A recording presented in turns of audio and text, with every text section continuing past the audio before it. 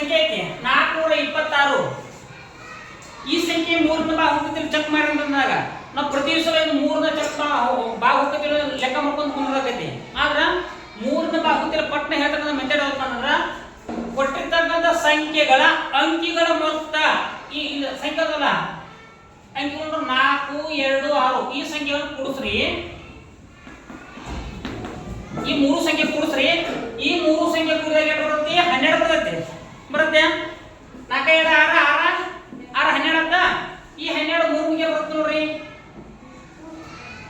3 4 12 ಅಂದ್ 3ಗೆ ಬರುತ್ತೆ ಅಂದ್ರೆ ಈ ಸಂಖ್ಯೆ 3ರ ಭಾಗಿತ ನಿಯಮದಲ್ಲಿ 426 3ರ ಭಾಗ ಹೋಗುತ್ತೆ ಅಂತ ಅರ್ಥ. ಒಂದ್ಸಲ ನೋಡ್ರಿ 426 ಭಾಗಿಸು 3.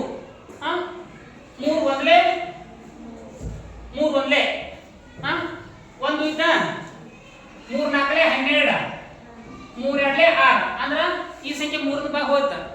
ಅವ್ರ ಏನೇನು ಈ ಸಂಖ್ಯೆಯ ಅಂಕಿಗಳ ಮೊತ್ತ 3ರಿಂದ ಭಾಗ ಹೋದ್ರ ಆ ಸಂಪೂರ್ಣ ಸಂಖ್ಯೆ ಭಾಗ ಹೋಗುತ್ತೆ ಅಂತಂದ್ರ. ನೆಕ್ಸ್ಟ್ ನೋಡ್ರಿ ಇದಕ್ಕೆ ಏನ್ ಮಾಡೋಣ ನಾವು ಒಂದು 3 ಕೂಡಿಸೋಣ ನೋಡ್ರಿ. 4 + 2 + 6 + 3 ಎಲ್ಲ ಕೂಡಿಸಿದ್ರೆ 15 ಅಂದ್ರೆ 15 3ಗೆ ಬರುತ್ತೆ. ಇದು ಹಾಕೋತೀರಿ ನೋಡ್ರಿ ಒಂದ್ಸಲ ಚೆಕ್ ಮಾಡ್ರಿ.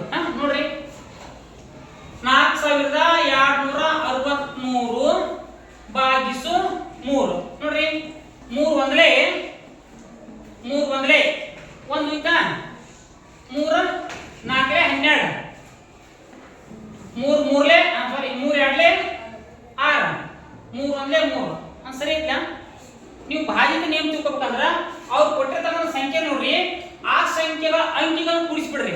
ಇಟ್ಟೆ ಕೂಡಿಸಿ ಇಲ್ಲಿ ಬರ್ತಕ್ಕಂಥ ಮೊತ್ತ 3ರಿಂದ ಭಾಗ ಹೋಗ್ತಾ ಇದ್ರ ಅದು 3ಗೆ ಬಂದ್ರ ಆ ಸಂಪೂರ್ಣ ಸಂಖ್ಯೆ 3ರಿಂದ ಭಾಗ ಹೋಗ್ತದ ಅಂತ ಅರ್ಥ. ತಿಳಿತಾ? ಓಕೆ.